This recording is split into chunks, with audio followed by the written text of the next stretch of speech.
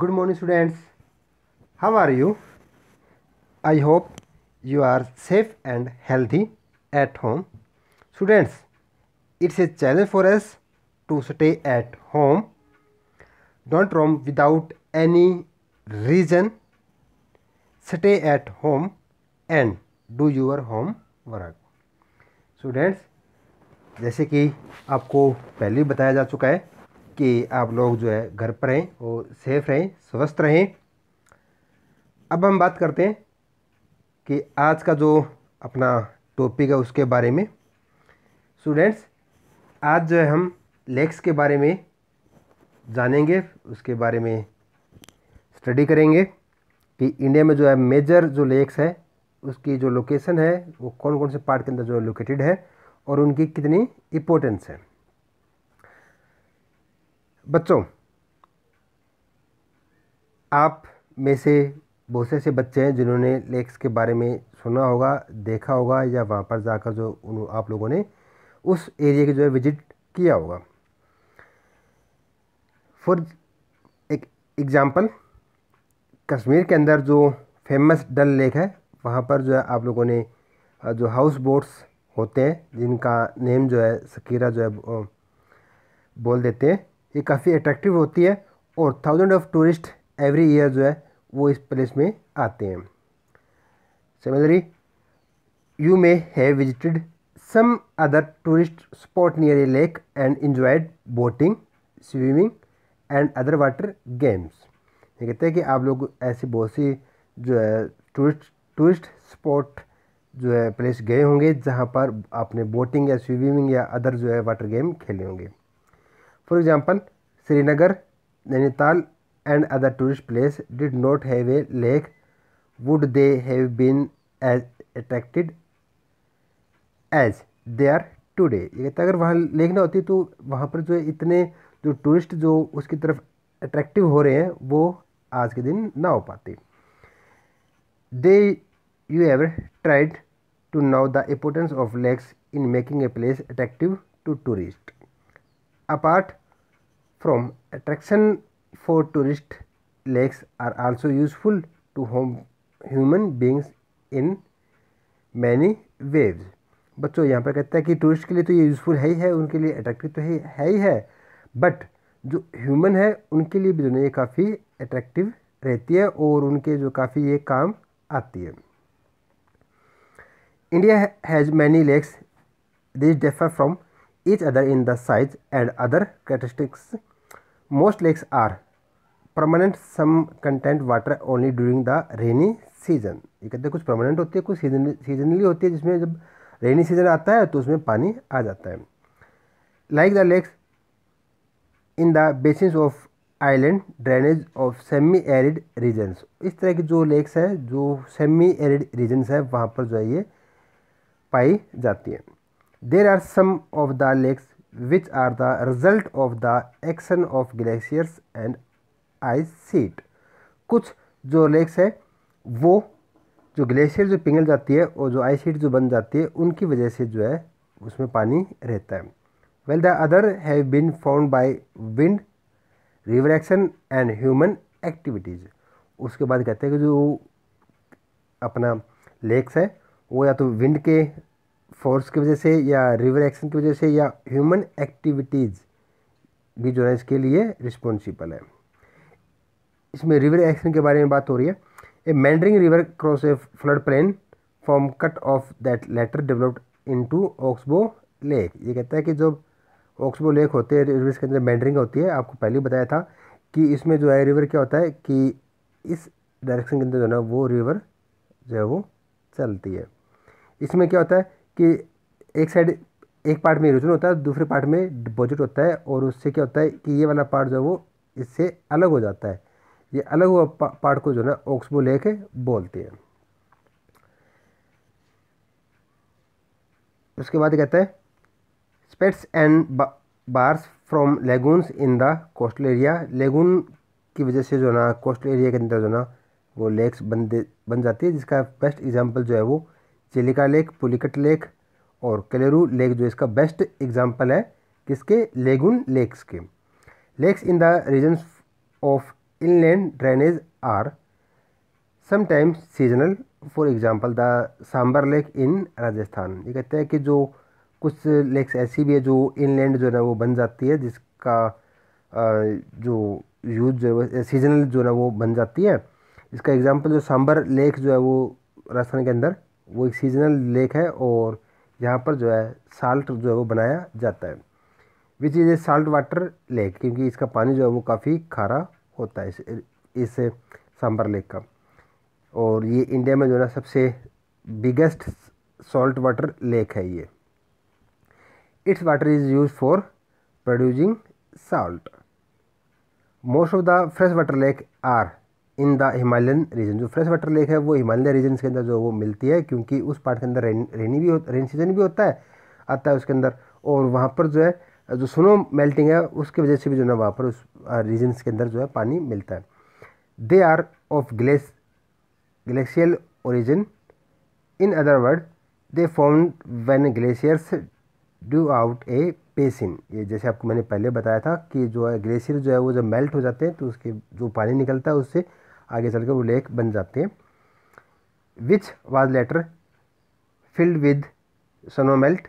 The Buller Lake in Jammu and Kashmir, in contrast, is the result of the tectonic activities. बच्चों, एक जो Buhler lake है जम्मू कश्मीर के अंदर, ये फ्रेश वाटर लेक की जो इंडिया में सबसे बिगेस्ट जो है वो लेक है।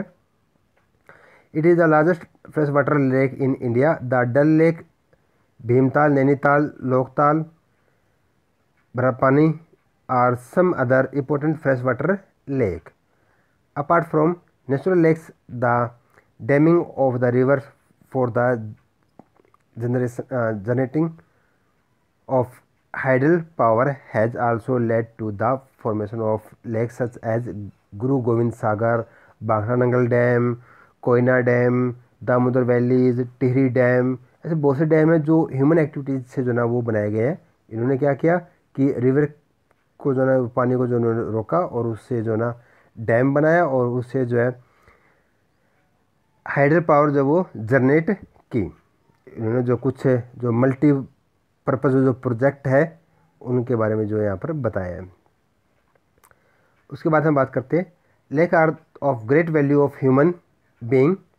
ए lake help to regulate the flow of a river during heavy rainfall. ये कहता है कि जो रेगुलेट कर देता है, काफ़ी यूज़फुल है ये, क्योंकि अगर ना जब रेनफॉल हो रही होती है तो उसमें क्या होगा कि अपना जो रिवर है उसमें जो पानी फालतू जाता है तो लेक्स जो है ना उसको काफ़ी कंट्रोल कर जाती है, लेक में पानी जो रुक जाता है तो रेगुलेट कर देती है उसको। It prevent flooding and during the dry season. ये कहता है कि जब ये उसको कंट्रोल, फ्लड को कंट्रोल करती है, प्लस में क्या होता है कि जब ड्राई सीजन आता है तो उसमें पानी को हम सप्लाई कर सकते हैं। It helps of maintain an even flow of water. Lakes can also be used for developing hydel power. ये कहता है कि लेक्स से जो ना हम हाइडल पावर जो है वो जनरेट कर सकते हैं। They moderate the climate of the surrounding, और ये अपने जो आसपास का जो एरिया क्लाइमेट है उसको भी जो है ये मॉडरेट करता है।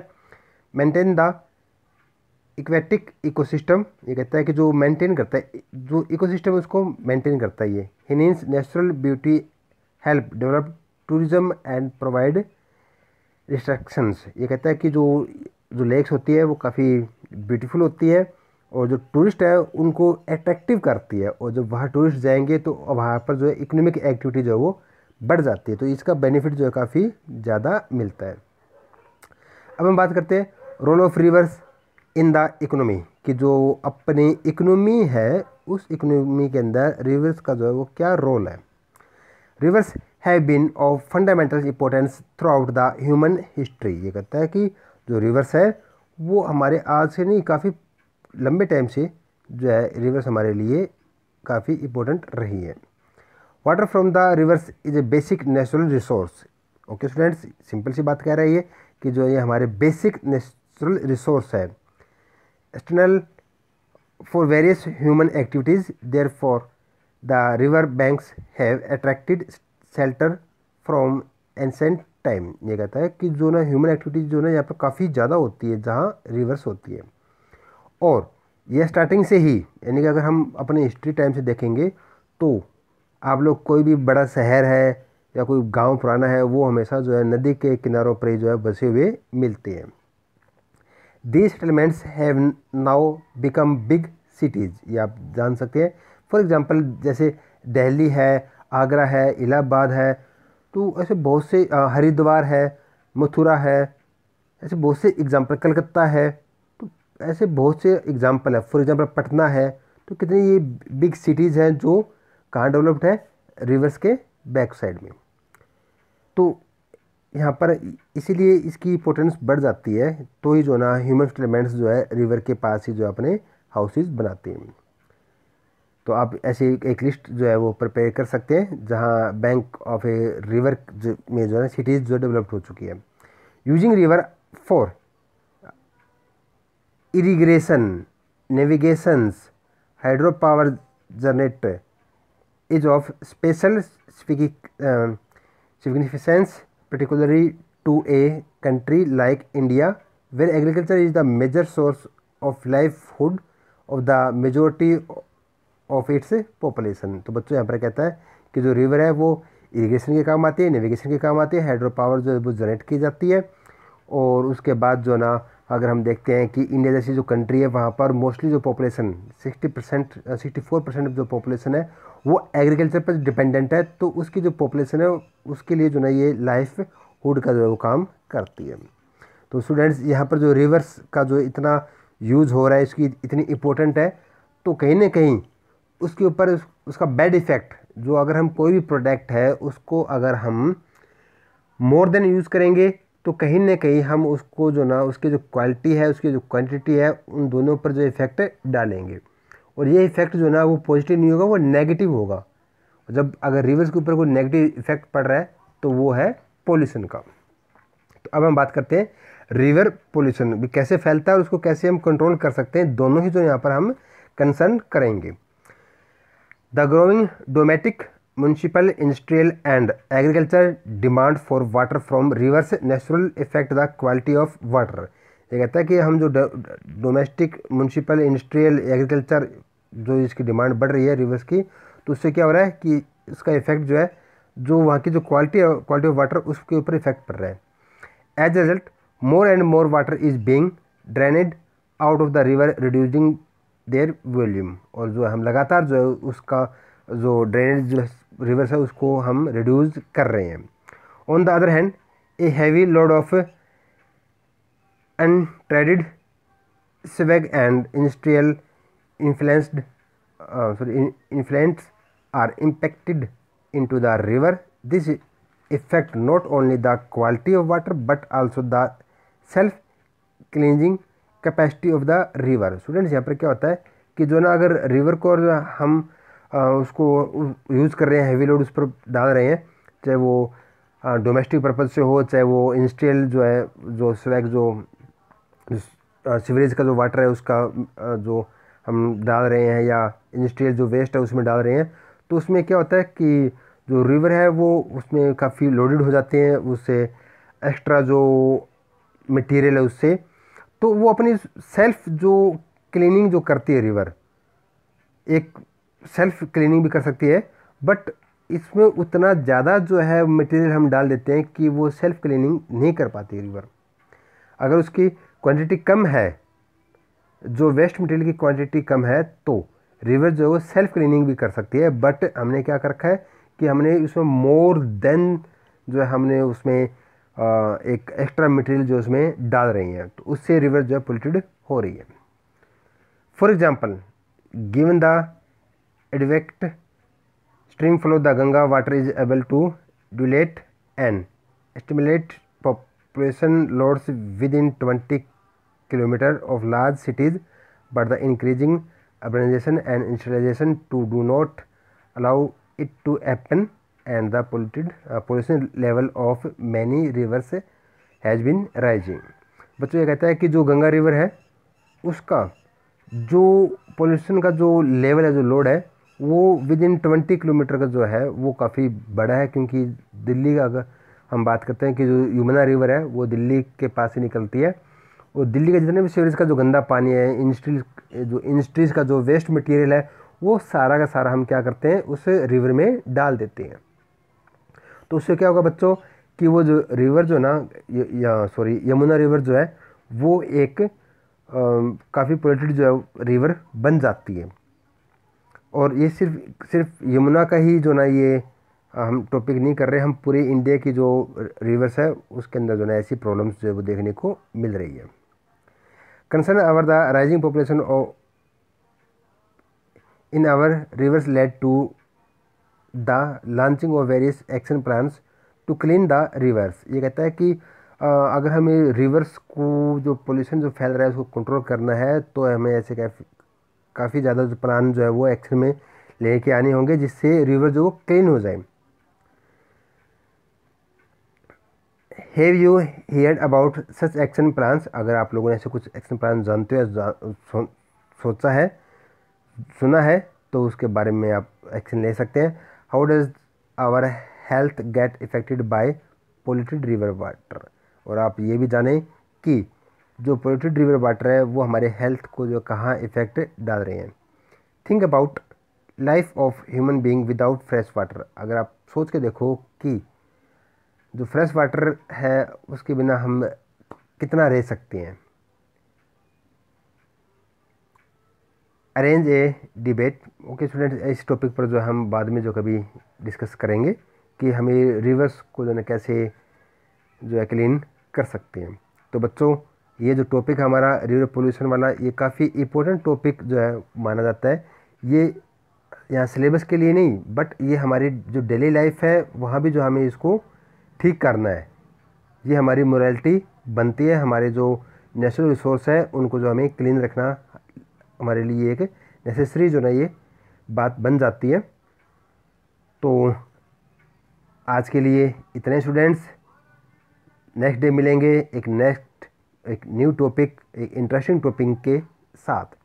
Thank you students, have a nice day.